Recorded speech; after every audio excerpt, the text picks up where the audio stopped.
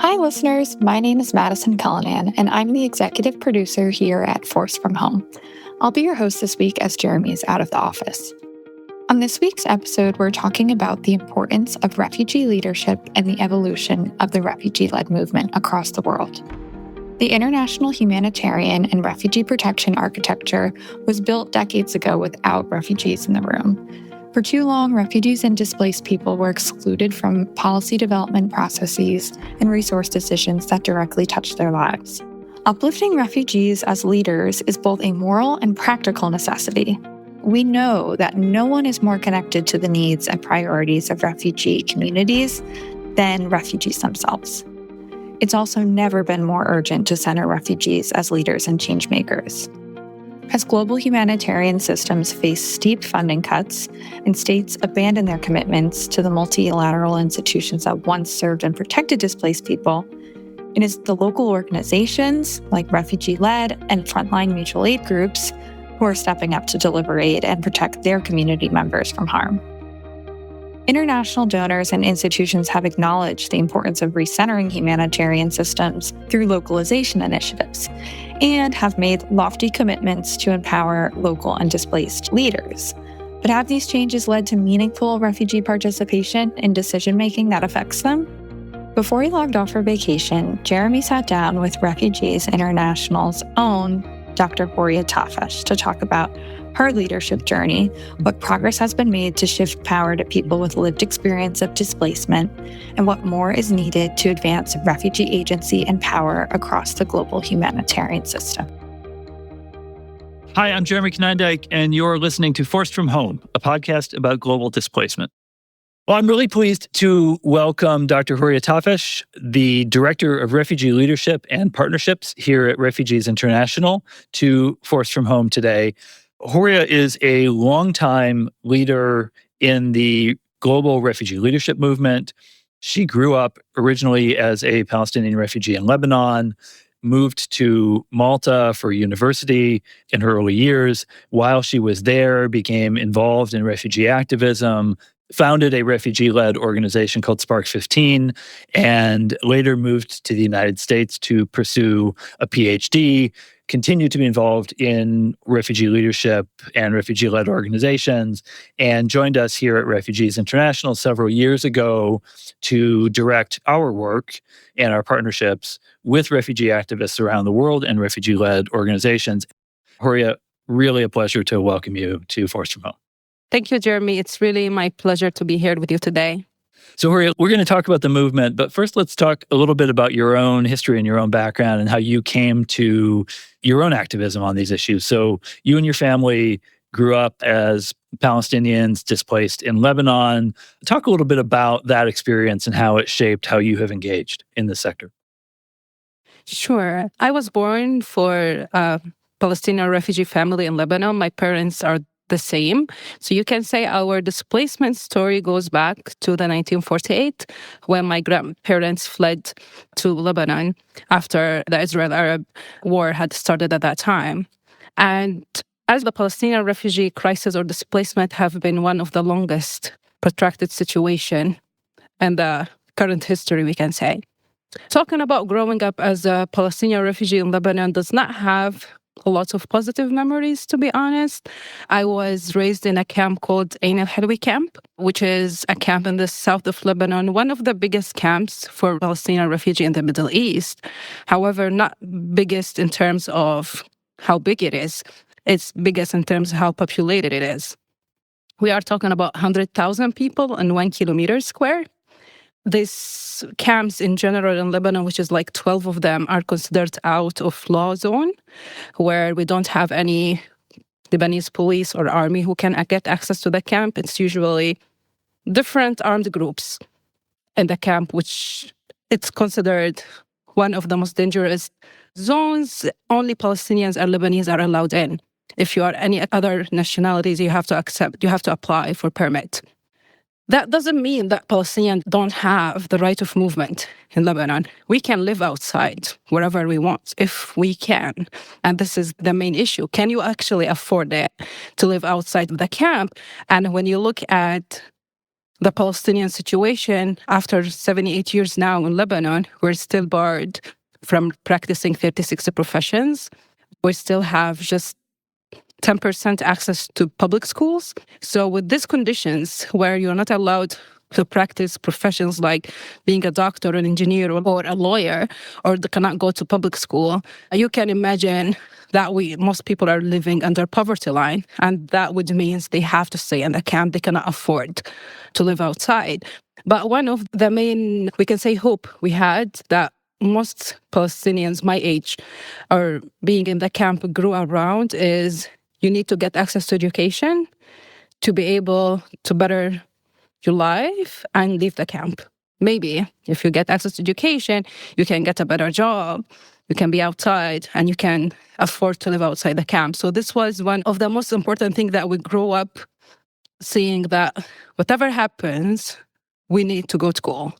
Journey to school was so, since a young age, it was not easy at all because we had clashes, armed clashes all the time. So you would imagine you have kids 5, 6 years old running to school while maybe a clash will erupt out of a sudden.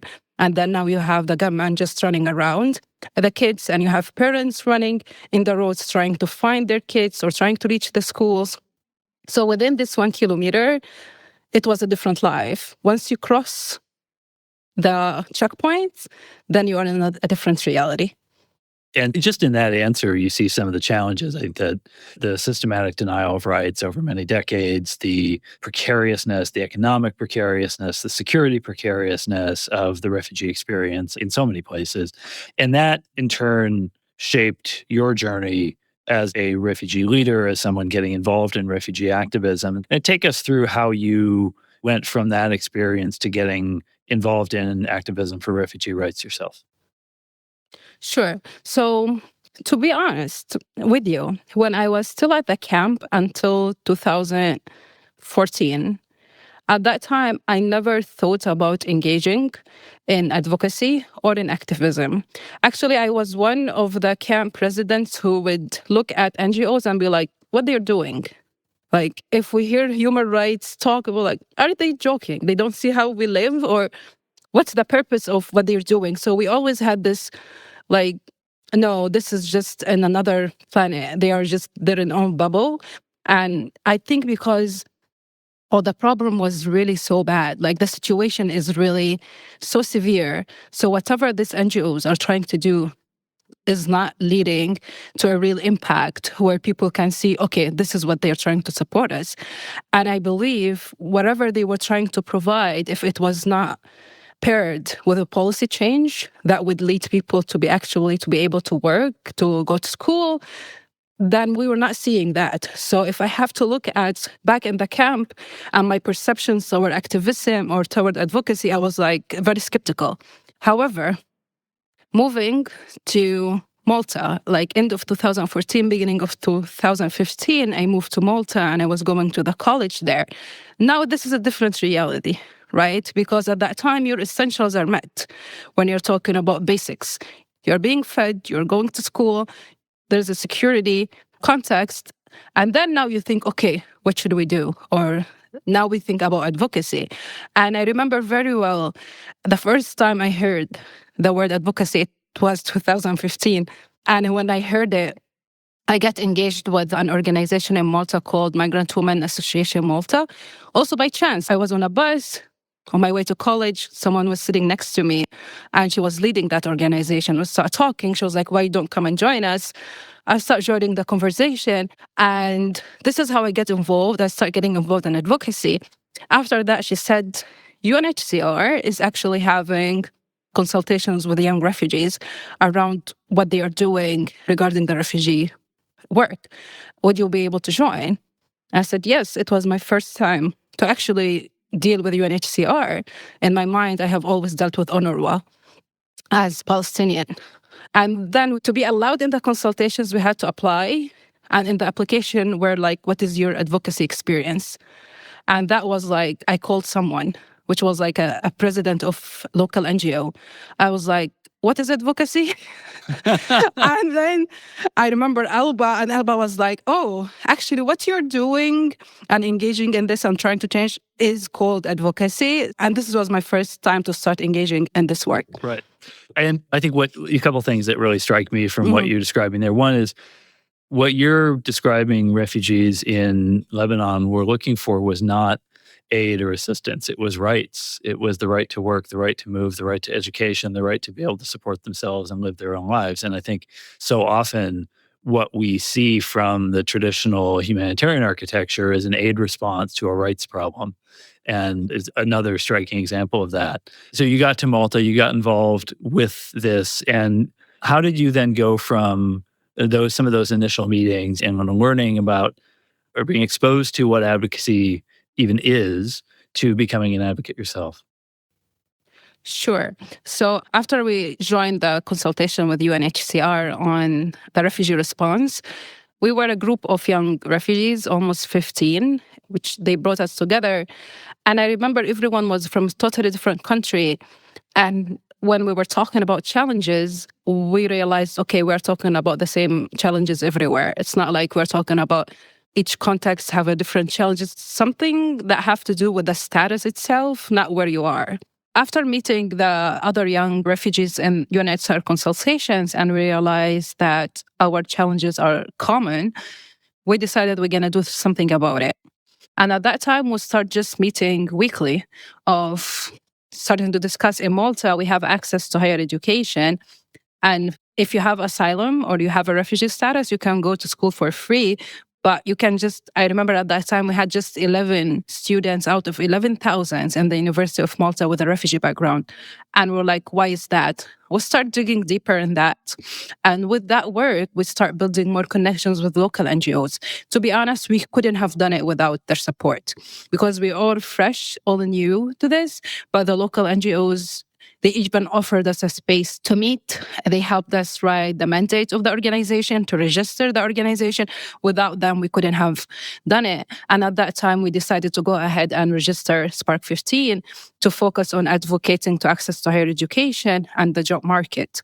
And through that, we start building relationship with different ministries in Malta. Malta is small. And with the support of the local NGOs, we built that relations with the different ministries and with even the Office of the President, which was very supportive to Spark 15, knowing that we didn't know at that time that what we're doing is refugee-led work. We didn't know this is called meaningful participation. We didn't know that we are a refugee-led organization.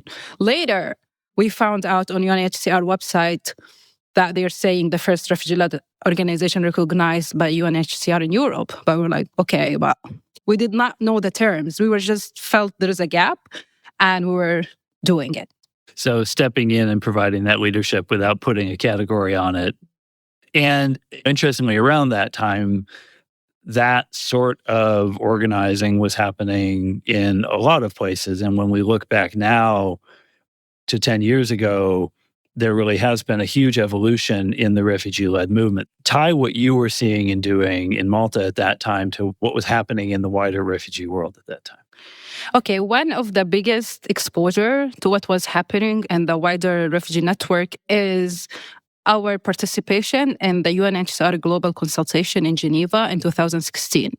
It was the first time UNHCR based on the consultation that we had nationally, they brought 40 refugee leaders from different organizations for the first time to attend the consultation in Geneva. All these refugee leaders, it was their first time to be on an international platform and to get engaged with UNHCR on this level. And it was their first time to do it. And this is where now a number of refugee leaders that we see now in the movement, I recall them from that consultations. I want to contextualize for folks listening to this podcast how really unprecedented that was. For years and years, refugees were really treated more as the objects of these discussions rather than participants in these discussions. So they were the topics, they were the subject, they were not involved. To the extent there was refugee involvement, it was very tokenistic, it was not substantive, and at the same time that there was a kind of wider movement in the humanitarian sector ongoing around what was then called localization, which was this idea that local leaders, local organizations in crisis contexts should be at the center of discussions. That began moving into the refugee space about 5 to 10 years later, right around the time you were starting your own journey on that. And it has evolved a lot over that decade. But it really, when I think back to the early years of my career as an NGO field worker working on refugee issues, no one talked about the fact that refugees were not in the room when we were doing our planning discussions. When we would sit down for the UNHCR coordination meeting, it was all internationals.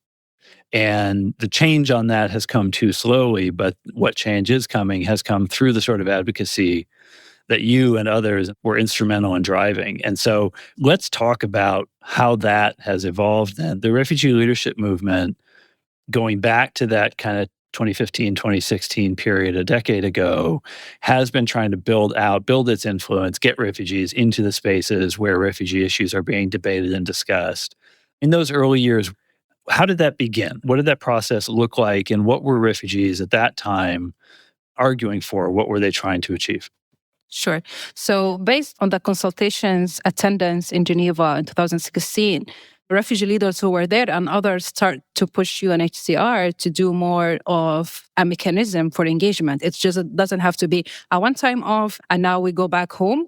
And this is where the engagement continued with UNHCR. And based on that engagement, UNHCR have founded specific mechanisms that would allow refugee to actually provide input to what UNHCR is doing in specific areas. For example, we start hearing about advisory boards more at that time. UNHCR founded Advisory Council, if I'm not mistaken. After the Advisory Council, we started with advisory board on UNHCR partnership with local actors, then advisory board on UNHCR consultations for resettlement and complementary pathways. So we start pushing more of an ad hoc participations to more of fixed mechanisms. But besides that too, we start thinking more about RLOs. Now everyone talk about refugee-led organizations. We'll start seeing more of refugee leaders registering their organizations. Refugee-led organizations are receiving more attention about what they are doing compared, like if we look now compared to 2016, we have the number of refugee-led organizations have increased drastically. We were also trying to push, and this is one of, for example, our seat, which is one of the prominent RLOs out there, we're trying to push for more delegates on government's delegation to attend certain international forums like the consultation or the Global Refugee Forum. And this is where we also start seeing more like new norms circulating around. So besides trying to find mechanisms, trying to ensure that we are participating on the forums, trying to ensure that we are on delegation, increasing refugee-led organization, and pushing for more key expert or key refugee expert in key positions, leadership positions. This was also something that we were trying to push not only in the UN, but also across the humanitarian sector and INGOs, NGOs, and the United Nations. As you think of the last 10 years on that, where do you see progress? Where have the challenges been? And what do you think has changed?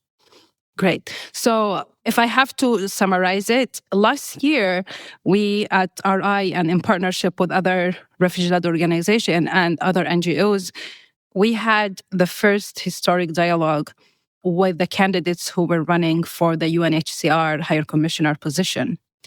If we have to think about it, imagine us, the young refugees who were in Geneva in 2016. At that time, it was, I think, the first year for Filippo Grandi, the previous Higher Commissioner. We were just new to learn who is the commissioner, to learn about UNHCR. Some of these young refugees who were in Geneva in 2016, we were the one actually planning the commissioner dialogue in New York for the first time, which have never happened before.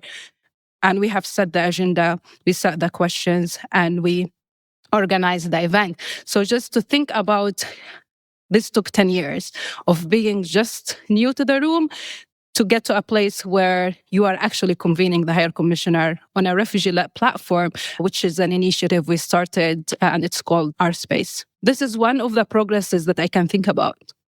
Yeah, and I think that it's worth just focusing on that for a moment, because And we will drop a link to this in the show notes on the Refugees International website. We have the recordings of these sessions. But it really was, I think, powerful both symbolically and substantively that all of the candidates to be the High Commissioner of UNHCR came to be interviewed by the leaders of the refugee-led movement. These people who 10 years ago had been trying to figure out up from down and how the system worked, now, 10 years on, are interviewing High Commissioner candidates. I think it's notable too, and obviously there's always a lot of politics in this, but it's notable too that for the first time since the very first High Commissioner of UNHCR back in the 1950s, the person selected to lead UNHCR is himself a former refugee. That has not been the case since the 1950s. We're not going to say that's solely due to the RLO movement, but I do think it reflects a change and it reflects the pressure and the moral pressure that RLOs have brought to this. And he's a great High Commissioner. So there is real progress there. I think one of the interesting debates, how should refugee leaders be engaging with this huge institution, this huge behemoth of a system? Should they be trying to burn it down and start over? Do they want a seat at the table? Do they want to build their own kind of thing in parallel? How do you see that? And where do you see the energy right now in the refugee-led movement? Okay, great. So I believe that despite the progress that we have done so far with the movement for the last 10 years, there is a lot of challenges that are still in the way. And one of the most important challenge is we are present at more rooms now. Is this leading to a change?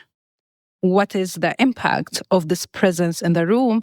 And I think as a movement, we're still, for the next 10 years, this should be one of our goals. Because for the last 10 years, we have been focused in making the case to why the refugee participation is important. This 10 years, we should stop talking about why it is important and we have to be in the rooms, or what now we have to say is let's show the impact of us being in the room. What was the impact in the policy or the efficiency or the effectiveness of having refugee experts at the table? We don't expect that we have to burn the table and start a new system. That would not work. But it is more on how to actually be integrated in a meaningful way. At some tables, we are present right now. At others, we're trying to make our way into this room. But the question is this presence translating to real changes? And I feel it is also more a responsibility of those who cannot make it to this room, who are looking at us, hoping that we will actually be able to translate this presence into real life changes for refugees who are still back in the camps and they're still living a dire situation. Knowing that progress and change is not easy, we totally understand that it takes movements around the world have taken decades to get where they want. We are talking about now almost a decade of intensive advocacy for meaningful participation. There is a progress, but without building on it, we risk losing it. Specifically, the current funding cuts that we're seeing to the humanitarian organization after we managed to push for RLOs to be partners, to receive funding, to be able, even though they are receiving the least funding in the humanitarian aid chain, after getting to this point, now we're seeing that we are taking a reverse step because of the current funding. They are still the refugee-led work and refugee-led organization are very negatively impacted. And we are very much at risk of losing the progress that we have made. So no, we should not burn the system. We should work within the system. However, in order to actually say that we will get a real results, we need the three conditions. It's on individual level, mandate level, and funding. On individual level, people who are running the system should believe that we should be in these rooms, because sometimes we're still questioned what you're doing here, or we have to justify, oh, I'm a refugee expert, or I come here as an expert before I come here as a refugee. My lived experience is something that make it more, hopefully, more effective in terms of my engagement, but that does not mean I don't have the ground to be in the room. So first, the individuals have to believe in it. We have to have more refugee experts in the room. Second, on the mandates, if we are talking about the UN mandates, INGO mandates, or any other organizational mandate, refugee or meaningful refugee participation, whatever they want to call it. The effective inclusion of refugees should be part of the mandates at this point. It is not on the margin. It is not an added bullet point toward the end. And the last thing is the resources. If resources have not been effectively channeled toward the refugee-led work, we will not get into any better situation in the future where we feel like, okay, this activism have led to a meaningful inclusion. And what you're describing is something that has really struck me as we've worked together here at Refugees International on trying to support the development and the influence of the refugee-led movement is how pragmatic refugee leaders are. I remember a conversation we had once with one of the refugee fellows. Every year, you lead a program for us, bringing in a class of refugee activists who do a year-long fellowship with Refugees International. I remember talking with one of them a few years ago who said, look, every time I go to one of these meetings, all the eyes in my community are on me. What am I going to deliver? If I'm spending my time there, it creates an expectation. And so we've worked with those fellows to try and also help them on their leadership journey, on their advocacy journey, to be more effective in those spaces, to understand how to be effective in those spaces. What are some of your reflections on that level of leadership? You've talked a lot about the big institutions and getting a seat at the table. How have you seen the evolution of individual refugee leaders, and what has worked and what has been effective in supporting them to take advantage of those opportunities when they do get a chance to be in the room, to be effective?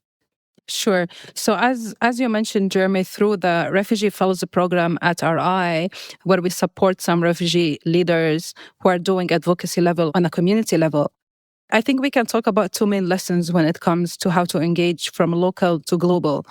First is knowing the power of the allies that you can engage with and build this relationship with other stakeholders. For example, in some of the national level conversation that we had with some of our fellows, they even been doing great work on the local community level, on the national level, but they were not able to actually get in the same room with a certain policymaker in that country because the policymaker would not respond to that email, will not open that door.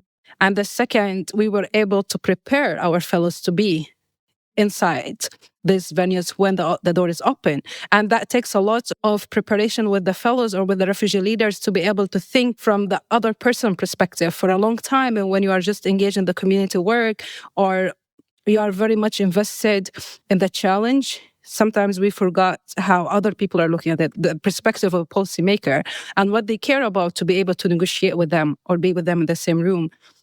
So through the fellowship, we always try to make sure that they have the access. And the second is they are prepared to be in the rooms. And that is making a big difference because we're not planning to stay there forever. We're planning to open that door, that the refugees are now in this direct connection, and we're taking the back seat. And we still do see very often these situations where, just as you're saying, a refugee in their own country or their own region might not be able to get a meeting with the government. When they're working with us, it is not fair or right, but we can get the meeting and then we can do a sort of bait and switch, get them into that room and then hand the mic to them. And it's proved to be a pretty powerful model. We should include refugees. Including refugees is important. Participation is important. And I think stakeholders, visit the UN or other stakeholders, have heard enough, making the case to why people have to be in the rooms. The refugees who are still talking about it in theory, or the readers who have not passed this phase, they have less access, to be honest. And I have seen that. Refugee experts and leaders who start talking about the impact, who start talking about the real impact of including refugees, who will start showing this is how we are doing it. So this is why it is effective and efficient. They have more access to different policymaking venues and policymaking rooms. Yeah. Let's end where we always do, which is on one piece of misinformation that you'd like to correct on anything we've talked about today, or a misperception or something where you'd like to set the record straight. Yeah. I think it's a misperception about refugees and migrants in general that we have been struggling or seeing a lot recently. It's increasing in different countries, is the perception that migrants or refugees comes with that negative impact on the country or draining the country when it comes to the economy, when it comes to the security, when it comes to the social cohesion, we have seen that whatever challenge the society is facing, the first people to be blamed for it is migrants and refugees. And this is increasingly in the US, in Europe, or even Middle East or Africa. This perception is really harsh when it comes to refugees themselves, who are just like, we see ourselves as just normal human beings who are trying to live. Our refugee status is not something we aspire to get. It is something that we were forced into. Yeah. So it is not that, most of the time, it's not a choice. And the perception of we are the reasons behind every problem out there it is based on a lot of misinformation. Also, there is another misperception within the whole humanitarian aid system or the humanitarian refugee system that until this moment, we are just dealing with the consequences and the symptoms of displacement. Refugees are symptoms, right? They are not the cause why this is happening. And unless we actually deal with the root causes to why refugees are being displaced, this would never stop. And we know very well to deal with the root causes, that means we're going to have a very sensitive questions, because the same actors and mainly states who are trying to solve the problem at the UN level are the actors who are creating the conflicts. So it will take a lot of sensitive conversation and a lot of blowing up a lot of misinformations. Yeah, it echoes, I think, what we heard a few months ago on the podcast from the mayor of Minneapolis, who said, like, look, refugees have done a lot to strengthen Minneapolis. But I'll tell you, most people, when they know them, just know them as their neighbors. They don't know so-and-so as a refugee. They just know so-and-so as my neighbor, or there's someone I do business with, or someone I go to school with. They're just another fellow human, fellow community member. Yeah. Yeah. Hourie, great to talk with you today. Thanks for walking us through your journey, the evolution of the refugee-led movement. This is something that is really fundamental to our mission, to our identity here at Refugees International. We're so glad that you are part of it, and we will continue pushing. Great. Thank you. Thank you very much, Jeremy, for this opportunity to be with you here today.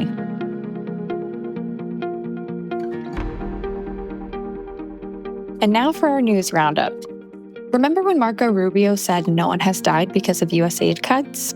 Well, Refugees International has published new research that documents preventable deaths among Afghan women, newborns, and children following the suspension of U.S. humanitarian assistance. Drawing on healthcare data and over 500 surveys and interviews with healthcare workers across Afghanistan, our new report finds at least 161 high-confidence deaths related to disruptions in healthcare access following U.S. funding cuts. The loss of U.S. aid has had devastating impacts on families in Afghanistan. Take one chilling story from one of the Afghan women surveyed. She said, "My sister was sick and in labor. We transferred her to the health center, but it was closed. Then we found a vehicle with many difficulties and carried her to Nimroz province. When we took her there due to the lack of professional healthcare services, we lost our sister after 2 hours. Our sick sister was pregnant with twins, and they handed them over to us stillborn." This reporting makes clear that humanitarian assistance is not just a policy choice. It helps determine whether communities can access essential healthcare or face preventable illness and death. We'll drop a link in our show notes for you to dive into the full dataset. Next up, throughout the summer, you've heard us talk about the Supreme Court's devastating decision allowing the Trump administration to terminate temporary protected status for over 1 million people in our communities. State leaders and business executives are speaking out about the impending economic consequences from the termination of TPS holders' work authorizations. This week, New York Governor Kathy Hochul sent a letter to Department of Homeland Security Secretary Markwayne Mullin opposing the termination of TPS protections for Haitian and Salvadorian New Yorkers, joining bipartisan leaders across the country who are speaking out. Also this week, the Wall Street Journal featured a piece about how this is playing out in Florida. Of the approximately 350,000 Haitians who once had TPS in the U.S., nearly half live in Florida. The airports, hotels, restaurants, and small businesses Haitians once worked for are struggling to manage significant staffing shortages. We're not going to stop talking about how damaging it is to end TPS, and you can add your voice to our call to the Senate to pass legislation that would preserve TPS for Haitians through 2029. Go to our Take Action page or the show notes for more. And lastly, we hope you saw Jeremy on PBS NewsHour last week talking about the Ceuta incident. But in case you missed it, here's a quick excerpt from the segment where he breaks down the political dynamics of European governments' approach to migration management. There was misinformation circulating on social media in Morocco, telling people that they could go to Spain and that they would have a chance to go there and stay. Jeremy Konijndijk is the president of Refugees International. He said the role Morocco played in the chaos deserves scrutiny.